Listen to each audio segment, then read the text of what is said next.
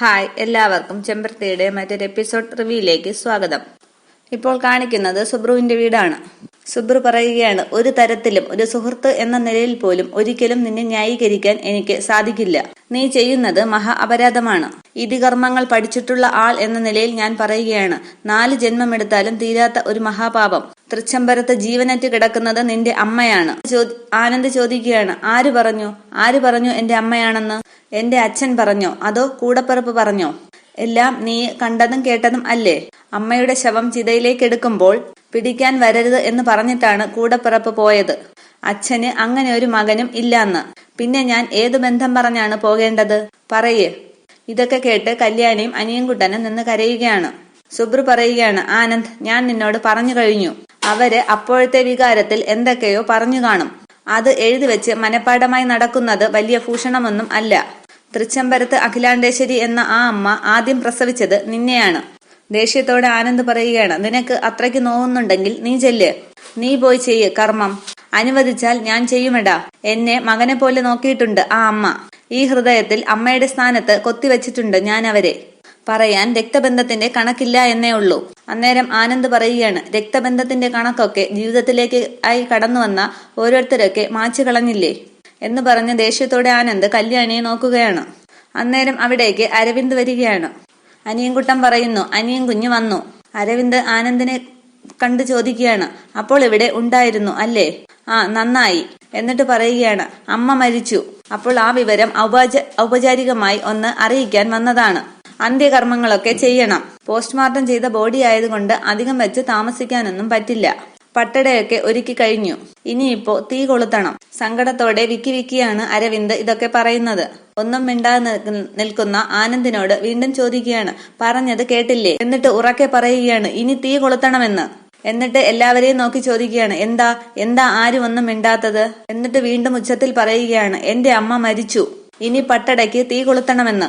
രാഹുകാലം ആയതുകൊണ്ട് തീ കൊളുത്താതെ വച്ചിരിക്കുകയല്ല അവിടെ. ആനന്ദ് ചോദിക്കുകയാണ്, പിന്നെ കർമ്മി വന്നില്ലേ? അരവിന്ദ് പറയുകയാണ്, മരിച്ചത് തൃച്ചംബരത്ത് അഖിലാണ്ടേശ്വരിയാണ്. പട്ടട ചന്ദനമുട്ടിയിലാണ്. കർമ്മികൾ ഒന്നും അല്ല. പിന്നെ ഞാൻ ഈ സമയത്ത് ഇങ്ങോട്ട് വന്നത് കർമ്മികളെ കിട്ടാത്തത് കൊണ്ട് എന്റെ ഏട്ടന്റെ കൂട്ടുകാരനായ സുബ്രഹ്മണ്യം പോറ്റിയെ കൊണ്ടുപോകാനൊന്നും അല്ല. എന്റെ അമ്മയുടെ വയറ്റിൽ ജനിച്ച ഒരു മൂത്ത മകനുണ്ടായിരുന്നു, ഒരു ആനന്ദകൃഷ്ണൻ. ഉണ്ടെങ്കിൽ കൂട്ടിക്കൊണ്ടുപോകാനാണ് വന്നത്. ഇനി അതല്ല, ജീവിച്ചിരിപ്പില്ലെങ്കിൽ ആ സ്ഥാനത്ത് നിന്ന് എനിക്ക് ചിതയ്ക്ക് തീ കൊളുത്തണം. 2 മക്കളുള്ള തൃച്ചംബരത്ത് അഖിലാണ്ടേശ്വരിയുടെ പട്ടടയ്ക്ക് 2ാമത്തെ മകനായ ഞാൻ തീ കൊളുത്തിയാൽ മൂത്ത മകൻ മരിച്ചുപോയെന്നർത്ഥം. എന്താ സുബർണ, അങ്ങനെയല്ലേ? എന്നിട്ട് സങ്കടത്തോടെ അരവിന്ദ് പറയുകയാണ്, അപ്പോ എനിക്കൊരു ഏട്ടനില്ല. പറയുകയാണ്, എനിക്ക് ഒരു ഏട്ടനില്ല. ജീവിതകാലം മുഴുവൻ ഇനി നമ്മൾ കാണുകയും ഇല്ല. എന്തു പറയുന്നു? അന്നേരം ആനന്ദ് പറയുകയാണ്, മരിച്ചുപോയെന്ന് കരുതി മടങ്ങിപ്പോയിക്കോളൂ. അന്നേരം അരവിന്ദ് ഉച്ചത്തിൽ പറയുകയാണ്, ഷട്ടപ്പ്. എന്നിട്ട് അരവിന്ദ് ആനന്ദിന്റെ ഷർട്ടിന്റെ കോളൽ കുത്തിപ്പിടിച്ചിട്ട് പറയുകയാണ്, എങ്കിൽ മരിച്ചു എന്ന് ഉറപ്പുവരുത്തിയിട്ട് പോകാം. എന്തു പറയുന്നു? ശവം കണ്ടാലേ എനിക്ക് കൊള്ളി വെക്കാൻ പറ്റുള്ളൂ എന്നും പറഞ്ഞ് ആനന്ദിന്റെ കഴുത്തിന് ഇറുക്കി പിടിക്കുകയാണ് അരവിന്ദ്. അയ്യോ അനിയൻ കുഞ്ഞെന്ന് കല്യാണി വിളിക്കുന്നുണ്ട്. അന്നേരം സുബ്രു ഓടിച്ചെന്ന് അരവിന്ദിനെ പിടിച്ചു മാറ്റുകയാണ്. അരവിന്ദ്, നീ എന്ത് ഭ്രാന്തായി കാണിക്കുന്നത്? പറ ബ്രോ, പറ എന്നും പറഞ്ഞ് അരവിന്ദ് വീണ്ടും ആനന്ദിന്റെ കഴുത്തിന് കുത്തിപ്പിടിക്കുകയാണ്. എന്നിട്ട് വീണ്ടും അരവിന്ദ് എന്തൊക്കെയോ പറയുകയാണ്. ബ്രോ വന്നില്ലെങ്കിൽ ഇനി അരവിന്ദ് ഉണ്ടാകില്ല. എങ്കിൽ 2 ചിതയ്ക്ക് കൂടി തീ കൊളുത്തേണ്ട അവസ്ഥയുണ്ടാകും. അങ്ങനെ ഒരു സിറ്റുവേഷൻ ഉണ്ടാക്കരുത്. സുബ്രു അരവിന്ദിനെ പിടിച്ചു മാറ്റാനൊക്കെ ശ്രമിക്കുന്നുണ്ട്. ബ്രോ വരാനാ പറഞ്ഞത്, വരാൻ എന്നും പറഞ്ഞ് ആനന്ദിനെയും പിടിച്ചുകൊണ്ട് പുറത്തേക്ക് ഇറങ്ങുകയാണ് അരവിന്ദ്. ഒരു ഭ്രാന്തനെ പോലെ അരവിന്ദ് ആനന്ദിനെ പിടിച്ച് കാറിൽ കയറ്റുകയാണ്. സുബ്രുവും കാറിൽ കയറുന്നുണ്ട്. അന്നേരം കല്യാണി ഓടി കാറിൽ കയറാൻ ശ്രമിക്കുന്നു. അപ്പോൾ അരവിന്ദ് ദേഷ്യത്തോടെ ചോദിക്കുകയാണ്, ഇതെങ്ങോട്ടാ ഈ ഇടിച്ചു കയറാൻ ശ്രമിക്കുന്നത്? വേണ്ട, കൊന്നവർ വരണ്ട. അരവിന്ദിന്റെ ഭാവമാറ്റം കണ്ട് കല്യാണിയാകെ പകച്ചു നിൽക്കുകയാണ്. എന്റെ അമ്മയുടെ പട്ടട കണ്ട് ആസ്വദിക്കാനല്ലേ? അനുശോചനം രേഖപ്പെടുത്താനാണ് വരവെങ്കിൽ അത് ഞാൻ വരവ് വച്ചിരിക്കുന്നു. ആഗ്രഹ സാഫല്യത്തിന് ഉപകാര സ്മരണ അറിയിച്ചിട്ട് വിളിപ്പുറത്തമ്മയ്ക്ക് ഒരു വഴിപാട് നടത്ത്. എന്നിട്ട് അരവിന്ദ് വണ്ടിയെടുത്ത് പോവുകയാണ്. കല്യാണി മുറ്റത്ത് നിന്ന് തന്നെ കരയുകയാണ്. ചേച്ചി എന്ന് അനിയൻകുട്ടൻ വിളിക്കുമ്പോൾ കല്യാണി ഓടി അകത്തേക്ക് പോകുന്നു. പിന്നീട് കാണിക്കുന്നത് ട്യൂഷൻ കഴിഞ്ഞു വരുന്ന അനിയൻകുട്ടനെയാണ്. അനിയൻകുട്ടൻ പറയുകയാണ്, അമ്പിളി ചേച്ചി കോച്ചിങ് ക്ലാസ്സിന് പോയില്ലായിരുന്നെങ്കിൽ ട്യൂഷൻ കഴിഞ്ഞു വരുമ്പോൾ ഒരു ജ്യൂസ് കിട്ടുമായിരുന്നു. എന്നിട്ട് കല്യാണിയോട് ചോദിക്കുകയാണ്, എന്താ ചേച്ചി ഇവിടെ ഇരിക്കുന്നത്? ചേച്ചി തൃച്ചംബരത്തേക്ക് പോയില്ലേ? കല്യാണി പറയുകയാണ്, പോയിരുന്നു അനിയൻകുട്ട. അവിടെ എല്ലാം കഴിഞ്ഞു. ചേച്ചി എന്തിനാ എന്നോട് കള്ളം പറയുന്നത്? ചേച്ചി അവിടെ പോയിട്ടില്ല. വലിയ കുഞ്ഞ് അങ്ങോട്ട് ചെല്ലണ്ടെന്ന് പറഞ്ഞാലും ചേച്ചി അതൊന്നും കാര്യമാക്കേണ്ട. അത് ചേച്ചിയോട് വൈരാഗ്യം ഉള്ളതുകൊണ്ടൊന്നും പറഞ്ഞതല്ല. ചേച്ചി എവിടെ പോണം, പോയേ പറ്റൂ. ഈ സമയത്ത് ചേച്ചി എവിടെ ഉണ്ടായില്ലെങ്കിൽ അത് വലിയ കഷ്ടമാണ്. അനിയൻകുട്ട, നമ്മുടെ അച്ഛനെ കൊന്നത് അഖില മേഡം ആണെന്ന് വിശ്വസിക്കുന്നുണ്ടോ നീയെ? ചേച്ചി എന്തൊക്കെയായി ചോദിക്കുന്നത്? അതൊക്കെ വിട്ടേക്ക്. ഒന്നെനിക്കറിയാം, നമ്മുടെ അച്ഛൻ നമ്മളെ പഠിപ്പിച്ചു വച്ചിരിക്കുന്നത് അഖില മേഡവും ശിവരാമ സാറും നമ്മുടെ ദൈവമാണെന്നാണ്. അത് നമ്മൾ അനുസരിച്ചില്ലെങ്കിൽ മരിച്ചുപോയ നമ്മുടെ അച്ഛന്റെ ആത്മാവ് പോലും സഹിക്കില്ല. ആരൊക്കെ എന്തൊക്കെ പറഞ്ഞാലും ചേച്ചി തൃച്ചംബരത്തെ മൂത്ത മരുമകളാണ്. ചേച്ചി അന്വേഷിച്ച് ഒരുപാട് പേരുണ്ടാകും അവിടെ. ചേച്ചിയുടെ സ്ഥാനത്ത് മറ്റൊന്നും ആവില്ല. മോനെ, ഈ സമയത്ത് ഞാൻ അവിടെ ചെന്നാൽ അവരെന്നെ അകത്തേക്ക് കയറ്റുമോ? അക്കാര്യത്തിൽ ചേച്ചി വിഷമിക്കുകയൊന്നും വേണ്ട. അവിടെ വലിയ കുഞ്ഞില്ലേ? ഈ സമയത്ത് ചേച്ചി അവിടെ ചെന്നില്ലെങ്കിൽ വലിയ തെറ്റ് തന്നെ ആയിരിക്കും. ഞാൻ അഖില മേഡത്തിന്റെ പേരിൽ കേസ് വരെ കൊടുത്തതല്ലേ. അതൊക്കെ അവിടെ നിൽക്കട്ടെ ചേച്ചി. അതിനെക്കുറിച്ചൊക്കെ നമുക്ക് പിന്നീട് ആലോചിക്കാം. ഇപ്പോൾ മരിച്ചു കിടക്കുന്നത് നമ്മുടെ വലിയ കുഞ്ഞിന്റെ അമ്മയാണ്. അത് ആലോചിക്കണം. ചേച്ചി വിഷമിക്കാതെ അവിടെ ചടങ്ങുകളൊക്കെ തീരും മുമ്പേ ചേച്ചി ചെല്ലാൻ നോക്ക്. നീ ഇവിടെ ഒറ്റയ്ക്കിരിക്കുമോ? അതിനെന്താ, ഞാൻ ഇരുന്നോളാം. വേഗം ചെല്ല് എന്ന് പറഞ്ഞ് അനിയൻകുട്ടൻ കല്യാണിയെ നിർബന്ധിക്കുകയാണ്. അതിനുശേഷം കല്യാണി അവിടെ നിന്നും തൃച്ചംബരത്തേക്ക് പോകുന്നു.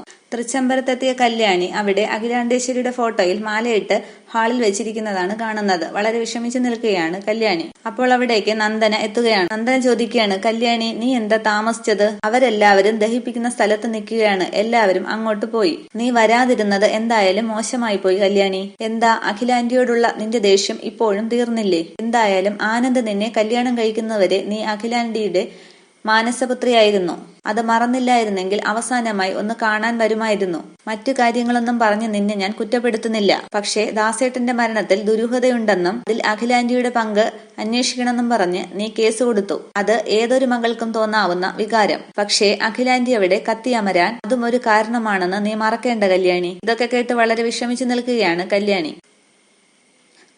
ഒരാൾ മരിച്ചു കിടക്കുമ്പോഴെങ്കിലും ഈ പകയും വിദ്വേഷമൊക്കെ മാറ്റണം. കല്യാണി ചോദിക്കുകയാണ്, താലി കെട്ടിയവൻ തന്നെ അത് നിഷേധിച്ചാൽ പിന്നെ ഞാൻ എന്തു ചെയ്യണം? നിഷേധിച്ചെന്നോ? ആര്? ആനന്ദോ? വലിയ കുഞ്ഞു മാത്രമല്ല, അനിയൻ കുഞ്ഞും വിലക്കി. കർമ്മങ്ങൾ ചെയ്യാൻ അനിയൻ കുഞ്ഞ് വലിയ കുഞ്ഞിനെ വിളിക്കാൻ വന്നപ്പോൾ ഞാനും കൂടെ വരാൻ ശ്രമിച്ചതാണ്. പക്ഷേ രണ്ടുപേരും എന്നെ വിലക്കി. അപ്പോഴേക്കും വിലാസിനി താഴേക്ക് വരികയാണ്. കല്യാണി പറയുകയാണ്, അന്ത്യകർമ്മങ്ങൾക്ക് വലിയ കുഞ്ഞ് വന്നില്ലെങ്കിൽ പിന്നെ അനിയൻ കുഞ്ഞ് ഉണ്ടാവില്ല എന്ന് പറഞ്ഞപ്പോൾ വലിയ കുഞ്ഞിന് അനുസരിക്കേണ്ടി വന്നു. വിലാസിനി മനസ്സിൽ വിചാരിക്കുകയാണ്, ഇവൾ എത്തിയോ? ഈ അവസ്ഥയിൽ ഇനി ഇവിടേക്ക് വന്ന് എല്ലാവരുടെയും പ്രീതി പറ്റി മരുമകൾ സ്ഥാനം ഉറപ്പിക്കാനായിരിക്കുമോ? കാഞ്ഞ വിത്താണിവൾ. ഇപ്പോ കാണിച്ചു തരാം ഞാൻ ഭദ്രയെ ദുർഗയാക്കുന്ന വേല. എന്നിട്ട് വിലാസിനി ചോദിക്കുകയാണ്, കല്യാണി നീ വന്നോ? ഞാൻ കരുതിയില്ല നീ വരുമെന്ന്. കാരണം നിന്നോട് അത്രയ്ക്ക് ദ്രോഹമല്ലേ ഇവരെല്ലാവരും കൂടി ചെയ്തത്. ഏതായാലും നീ വന്ന സ്ഥിതിക്ക് ചിലതൊക്കെ നീ അറിയേണ്ടതായിട്ടുണ്ട്. ഇപ്പോൾ ആളില്ലല്ലോ, ധൈര്യമായിട്ട് പറയാം. ആന്റി എന്ന് വിളിക്കുകയാണ് നന്ദന. വിലാസിനി പറയുകയാണ്, ഇനി അറിയട്ടെ നന്ദനെ. ഇവളോട് സ്നേഹം പൊട്ടി ഒഴുകിയിട്ടൊന്നും അല്ല ഞാൻ ഈ പറയുന്നത്. എനിക്കുമുണ്ട് ഈ പ്രായത്തോടെടുക്കുന്ന ഒരു മോള്. അതുകൊണ്ട് പറഞ്ഞു പോകുന്നതാണ്. എന്തൊക്കെ ദ്രോഹങ്ങളാണ് ചെയ്തു കൂട്ടിയത്. അതിന്റെയൊക്കെ ശാപം കൊണ്ടാണ് ദാ അവിടെ കത്തി അമരുന്നത്.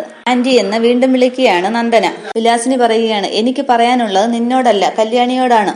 ഒരടിമയെ പോലെ ജീവിതകാലം മുഴുവൻ കൂടെ നിന്ന ദാസേട്ടനെ കൊന്നത് പോട്ടെ, ഇവളുടെ ഉദരത്തിൽ വളർന്ന പാവം പിഞ്ചു ജീവനെ കൊന്നൊടുക്കിയത് എങ്ങനെ ന്യായീകരിക്കാൻ പറ്റും? അന്നേരം കല്യാണി ആകെ അമ്പരന്ന് വിലാസിനെ നോക്കുകയാണ്. കുടുംബത്തിൽ ചാപിള്ള പിറന്നാൽ സർവനാശം എന്നാണ് ചൊല്ല്. അത് തന്നെയാണല്ലോ ഇവിടെ സംഭവിച്ചിരിക്കുന്നത്. വിക്കി കല്യാണി വിലാസിനോട് ചോദിക്കുകയാണ്, എന്താ പറഞ്ഞത്? സത്യം.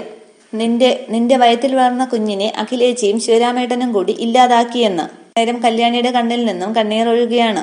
ഡോക്ടറെ സ്വാധീനിച്ച് നിന്റെ ഉദരത്തിലുള്ള കുഞ്ഞിനെ ഇല്ലാതാക്കാനുള്ള ഡോക്ടറെ കൊണ്ട് വാങ്ങിച്ച് ശിവരാമേട്ടനെ കൊണ്ട് നിനക്ക് തരിച്ചാണ് ആ കുട്ടിയെ അഖിലേച്ചി ഇല്ലാതാക്കിയത്. ആന്റി എന്ന് നന്ദന വിളിക്കുമ്പോൾ വിലാസിനി ചോദിക്കുകയാണ്, എന്താ ആന്റി? ശിവരാമേട്ടൻ കൂടി അറിഞ്ഞുകൊണ്ട് തന്നെയാണ് ഇത് ചെയ്തത്. അന്നേരം കല്യാണി തനിക്ക് ശിവരാമകൃഷ്ണൻ ഗുളിക തന്ന കാര്യം ആലോചിക്കുകയാണ്. വിലാസിനി നന്ദനോട് പറയുകയാണ്, നിനക്ക് നഷ്ടമൊന്നും വന്നില്ലല്ലോ. നിന്റെ ഉദരത്തിൽ ഇപ്പോഴും ജീവന്റെ തുടുപ്പ് ഉണ്ടല്ലോ. ഒരിക്കലും പിറക്കാത്ത കുഞ്ഞിനെ ചൊല്ലി നാളുകൾ നോക്കി കാത്തിരിക്കുന്ന കല്യാണിയുടെ സങ്കടത്തിന്റെ ആഴം നിനക്കറിയില്ലല്ലോ. അന്നേരം സങ്കടം കടിച്ചമർത്തി കരയുകയാണ് കല്യാണി. വെറുതെ ഓരോന്നെന്ന് പതുക്കെ വിലാസിനിയോട് പറയുകയാണ് നന്ദന. വിലാസിനി ചോദിക്കുകയാണ്, എന്ത് വെറുതെ? എന്താ, ഈ കാര്യം നീ അറിഞ്ഞതല്ലേ? ഹോസ്പിറ്റലിൽ വെച്ച് ഡോക്ടർ പറഞ്ഞ ഇക്കാര്യം നിന്റെ ഭർത്താവ് വഴി അന്നേ നീയും അറിഞ്ഞതല്ലേ? നിനക്ക് ഇവളോട് അല്പമെങ്കിലും സ്നേഹം ഉണ്ടായിരുന്നെങ്കിൽ നിന്റെ പിറക്കാൻ പോകുന്ന കുഞ്ഞിനെ കൂടി തൂവാല തുന്നിക്കൊണ്ടുവന്ന നിമിഷത്തെങ്കിലും നിനക്ക് പറയാമായിരുന്നു ഈ പാവത്തിനോട്. ഓ അതെങ്ങനെ? സ്വന്തം ഭർത്താവ് പോലും മറച്ചു വെച്ചില്ലേ? അന്നേരം കല്യാണി വീണ്ടും സങ്കടപ്പെട്ട് ചുറ്റും നോക്കുകയാണ്. കല്യാണി പറയുകയാണ്, ഇല്ല, ഞാനിത് വിശ്വസിക്കില്ല. എന്റെ കുഞ്ഞിനൊന്നും പറ്റിയിട്ടില്ല. നന്ദനയെ പിടിച്ച് കല്യാണി ചോദിക്കുകയാണ്, ശരിയാണോ ഞാൻ ഈ കേട്ടത്? പറ എന്ന് പറയുമ്പോൾ വിലാസിനി പറയുകയാണ്, അതെ, ഞാൻ പറഞ്ഞതൊക്കെ അക്ഷരാർത്ഥത്തിൽ ശരി തന്നെയാണ്. തൃച്ചംബരത്ത് അഖിലാണ്ടേശ്വരിയുടെ പുതിയ തലമുറ രാജരക്തത്തിൽ പിറക്കാത്തതുകൊണ്ട് അഖില കരുതിക്കൂട്ടി ചെയ്ത കൊലപാതകം കൃത്യം നിർവഹിച്ചത് ശിവരാമകൃഷ്ണൻ. വിശ്വസിച്ചേ പറ്റൂ. എടി, നീ നന്ദനയോട് എത്ര എടുത്തു ചോദിച്ചാലും അവളുടെ വയറ്റിൽ വളരുന്ന കുഞ്ഞിന്റെ മുകളിൽ കൈവച്ചുകൊണ്ട് പറയട്ടെ നീ കേട്ടതെല്ലാം കള്ളമാണെന്ന്. അവൾക്കൊരിക്കലും പറയാൻ പറ്റില്ല ഞാൻ പറഞ്ഞത് കള്ളമാണെന്ന്. അവൾക്കിനി അതാകുമെങ്കിൽ പറയട്ടെ. അങ്ങനെയാണെങ്കിൽ ദേ ഈ നിമിഷം നിനക്ക് എന്നെ കൊല്ലാം. കല്യാണി വീണ്ടും നന്ദനയോട് ചോദിക്കുകയാണ്, പറ, എന്റെ കുഞ്ഞിനെ കൊന്നോ എല്ലാവരും കൂടി? വീണ്ടും കല്യാണി ചോദിക്കുകയാണ്, എന്റെ കുഞ്ഞിനെ കൊന്നോന്ന്? സത്യം പറ. അത് കല്യാണി എന്ന് നന്ദന പറയുമ്പോൾ കൈ ഉയർത്തി നന്ദനയെ തടയുകയാണ് കല്യാണി. അതിനുശേഷം കല്യാണി വളരെയധികം സങ്കടപ്പെട്ട് കരയുകയാണ്. അപ്പോഴേക്കും വിലാസിനിയുടെ ഫോണിലേക്ക് ഒരു കോൾ വരികയാണ്. ഫോൺ എടുത്ത വിലാസിനി പറയുകയാണ്, എല്ലാം കഴിഞ്ഞു എന്ന് പറഞ്ഞിട്ട് വിലാസിനി അവിടെ നിന്നും പോകുന്നു. സങ്കടപ്പെട്ട് നിൽക്കുകയാണ് കല്യാണി. ഇത്രയുമാണ് ഇന്നത്തെ എപ്പിസോഡ് വിശേഷങ്ങൾ. താങ്ക്